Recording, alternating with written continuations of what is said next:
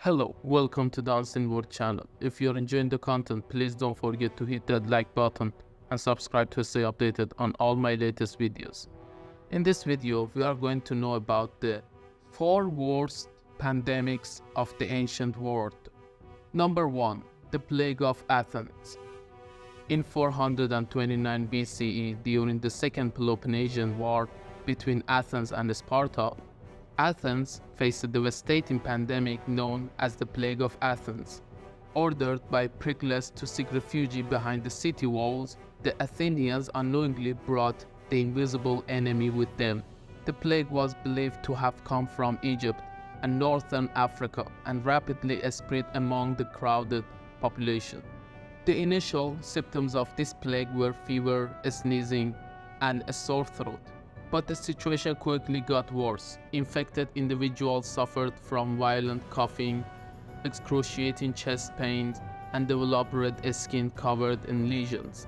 Many died within 10 days of the first symptoms, their high body temperature making clothing unbearable as they desperately craved water they couldn't keep down. Attempts to help the afflicted often resulted in further infections, leading to their abandonment. The Plague of Athens caused panic among both Athenians and refugees, and the breakdown of social order. Religious practices were abandoned, and the death toll continued to rise. Ultimately, an estimated 75,000 to 100,000 people, including Pericles, lost their lives. Athens lost the war, partly because of the impact of the plague. Despite the devastating impact, Athens didn't fall, and life eventually returned to normal.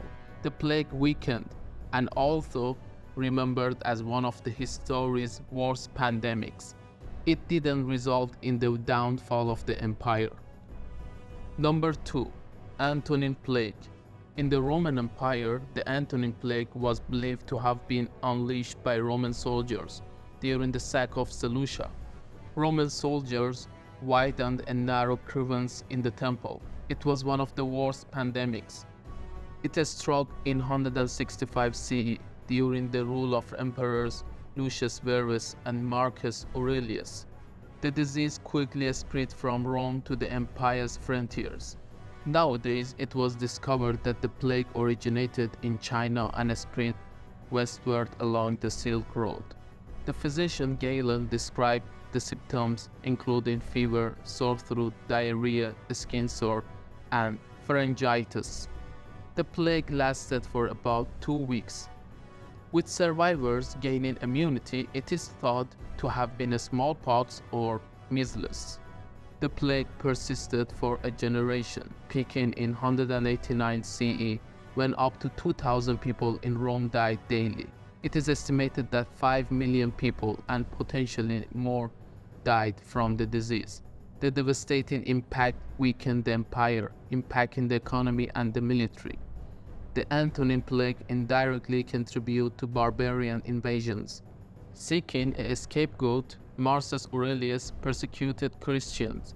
Though the Pelagian religion continued to grow, the pandemic eventually subsided in 180 CE, but returned forcefully 70 years later. Number 3. The Plague of Cyprian. The Plague of Cyprian, named after the bishop of the Carthage who recorded it, was one of the earliest pandemics described in Christian accounts. Saint Cyprian's testimony emphasized morality and acceptance of death, viewing the epidemic as a precursor to the end of the world. The disease had symptoms including fever, weakness, sore throat, hearing impairment, diarrhea, vomiting, and potential blindness. Originating in China and traveling along the Silk Road to Alexandria, the plague is spread throughout the Roman Empire. It struck around 70 years after the first outbreak, causing high mortality rates, since the previously immune population had largely perished. During the peak of the pandemic from 250 to 262, Rome experienced up to 5,000 daily deaths. The Christians played a significant role in taking care for the infected, which helped them gain converts and strengthen the religion. The Plague of Cyprus occurred during the crisis of the 3rd century, a tumultuous period for the Roman Empire. Ambitious soldier emperor fought to maintain unity between external threats, internal conflict, and the deadly disease. Both Justinian and Claudius Gothicus, emperors of the time, fell victim to the plague. Despite the immense death toll and widespread terror, the Roman Empire survived the ordeal. Number 4. The Plague of Justinian. The Plague of Justinian, one of the most devastating pandemics in history, struck the Eastern Roman Empire in the mid-6th century CE.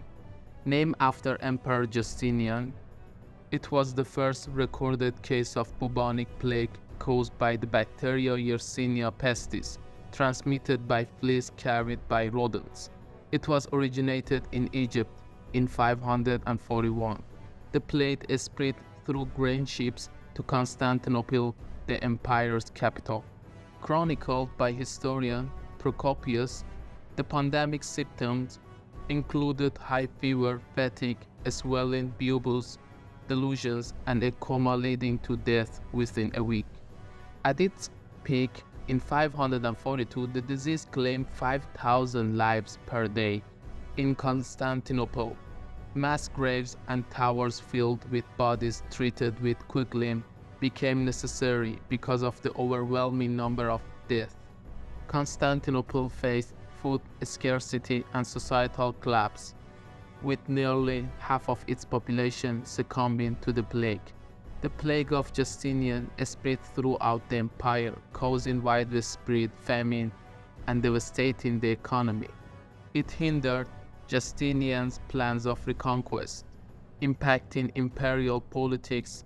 Estimates suggest the pandemic took the lives of 25 to 50 million people, roughly half of the world's population at the time. While the Plague of Justinian was among history's worst pandemics, the later Black Death would have an even more catastrophic impact, with a death toll reaching 200 million.